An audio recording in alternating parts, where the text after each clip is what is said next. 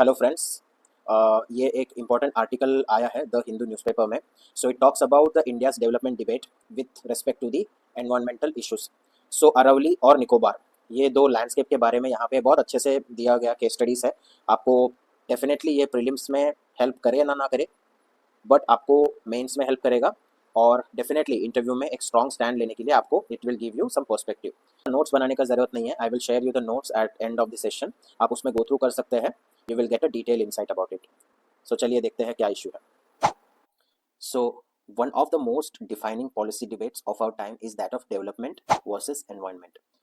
Aravalli Range is a crucial ecological and geological zone in northern India. सो अभी recently matter क्या हुआ था कि एक सुप्रीम कोर्ट रूलिंग आया था which redefine what count as a part of Aravalli. अब इसमें हुआ क्या देखते हैं, एक थ्रेशोल्ड सेट किया गया, एक मिनिमम हाइट डिफरेंस सेट किया गया कुछ स्मॉलर हिल्स के लिए। तो स्मॉलर हिल्स को जो है एक्सक्लूड किया जाता है।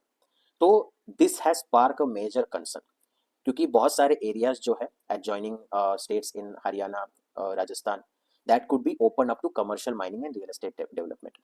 So people worry that this would degrade the fragile ecosystem, worsen desertification and deplete the groundwater resources, जो कि ऑलरेडी एक बड़ा इशू है उस रीजन में, if you understand the geography of the region. So जो डिबेट है it's about balancing development with preserving this ecological treasure.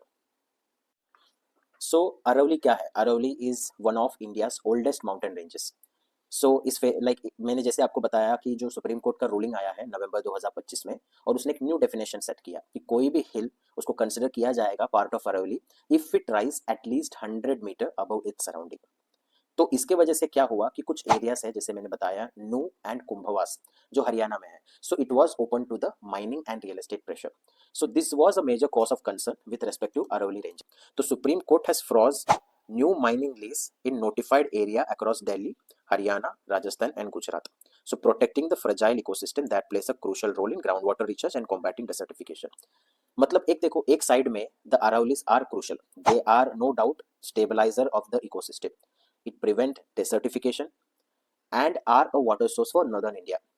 अभी वहां पे if you see mining, urban sprawl, deforestation, ये सब होने के कारण it will cause a threat to biodiversity and air quality.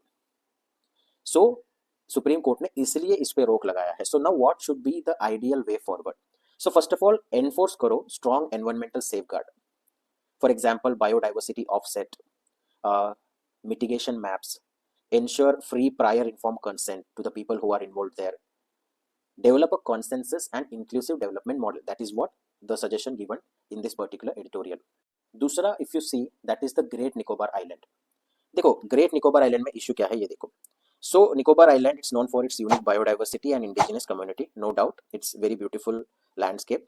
वहां पे प्रपोज किया गया है 72,000 करोड़ का infrastructure project. So transshipment and defence hub बनाने का प्लान हो रहा है वहां पे. तो प्रोजेक्ट क्या है, स्ट्रैटेजिकली इंपॉर्टेंट है इंडिया के लिए, और नो डाउट ये एक स्ट्रैटेजिक लोकेशन पे है which is near to one of the major trade points that is strait of Malacca. और वहां पे एक अपना हब बनाना, एक डिफेंस हब बनाना, एक ट्रांसशिपमेंट पोर्ट बनाना, it's a very good idea. So no doubt वहां पे ये सब बनाना बहुत मायने रखता है, but it should not come at the cost of tribal communities. तो देखो मेन मुद्दा यही था कि इन ग्रेट निकोबार आइलैंड जो प्रपोज किया हुआ डेवलपमेंट प्रोजेक्ट है, it includes clearing about 130 square kilometre of tropical rain forest, cutting down up to million trees, and then building a port, airport, and township. So this threaten endemic species. This risk the displacing indigenous communities like Shompen, जो कि एक particularly vulnerable tribal group है. And this raises the concern about disaster vulnerability since the island is located in the seismic zone. तो कहने का मतलब ये है कि strategically बहुत important है ये project, but at the same time, देखो no doubt the infrastructure project it includes world-class container transshipment terminal at Galthia Bay, Greenfield International Airport, hybrid gas solar power plant. So it will for sure boost the trade and defense. But it also raised the concern about the tribal community and the environment. So उसको आप shadow नहीं कर सकते हैं, because this is about like we are talking about a zone which is seismically active.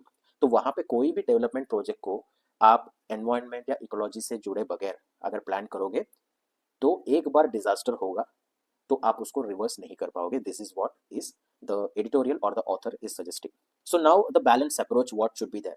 See, on one hand, both region could catalyze growth. They can boost logistics, tourism, and connectivity.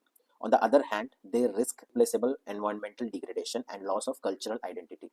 So, so the way forward need balance. First, enforce strong environmental safeguards, जैसे seismic risk mitigation, disaster preparedness and prevention, biodiversity offsets. Second, ensure the free, prior, and informed consent of the tribal group.